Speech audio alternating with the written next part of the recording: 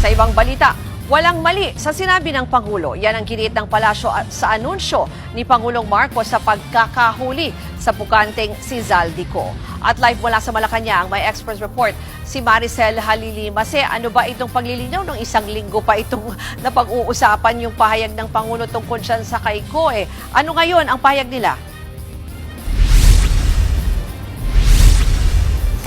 Nang dahil sa termino, hindi ba, Ruth? Kung ano-ano kasi yung mga term na itinatama eh. Pero tama ka, nanindigan ng palasyo na walang premature announcement dun sa ginawa ng Pangulo. Nanindigan sila na walang mali doon sa ibinigay na pahayag ni Pangulong Bongbong Marcos noong April 16. Tungkol nga dito sa pagkakahuli sa pugante na si dating Ako Bicol Party List Representative Zaldico. Binigyang diin ni Palace Press Officer Claire Castro na hindi fake news at hindi rin premature ang anunsyo ni Pangulong Marcos na nahuli na si Zaldico.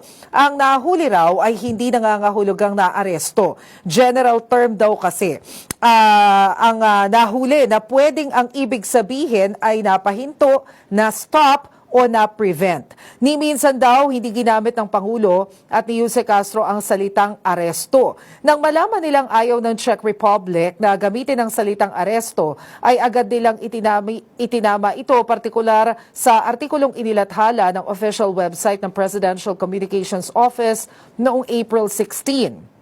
Iginagalang daw kasi ng Malacanang ang Czech Republic, lalo't hindi lang naman Pilipinas ang sangkot sa usaping ito. Inanunsyo rin daw ng Pangulo ang pagkakahuli kay Zaldico dahil mas minabuti nilang malaman ng publiko mula mismo sa administrasyon kesa sa iba pa ang impormasyon. Yun nga lang, hindi pa masagot ng Malacanang kung ano na ang estado ngayon ni Zaldico. Hindi malinaw kung nananatili pa rin ba ito sa ilalim ng Czech authorities o nakalaya na. Tanging si Justice Secretary Frederick Vida raw ang may otoridad na magsalita ukol dito. Paniguro naman ng Malacanang, ginagawa nila ang lahat para maibalik sa Pilipinas si Zaldico. Pero nang tanungin kung masusunod ang target na maibalik siya sa bansa sa loob ng 3 linggo, sabi ni Jose Castro, si Interior Secretary John Vic Remulla na lang ang tanungin ukol dito dahil siya naman ang nagsabi niyan. Narito ang pahayag ni Undersecretary Claire Castro.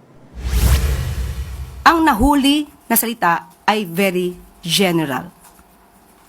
So kapag nahuli, pwede nating sabihin na napahinto, na-stop, na-prevent sa pagkilos, at hindi mali ang Pangulo sa kanyang inulat noong April 16.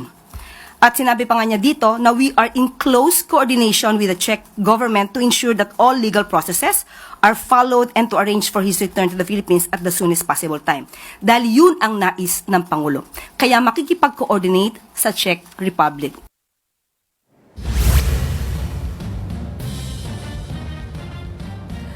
Sa ngayon, Ruth, nakaantabay tayo sa kung ano ang sasabihin ng Department of Justice tungkol sa isyong ito dahil sa ngayon, walang maibigay na bagong impormasyon sa atin ng Malacanang dahil lang gusto daw ng Czech Republic merong confidentiality. Ruth? Yan po ang Express Report ni Maricel Halili.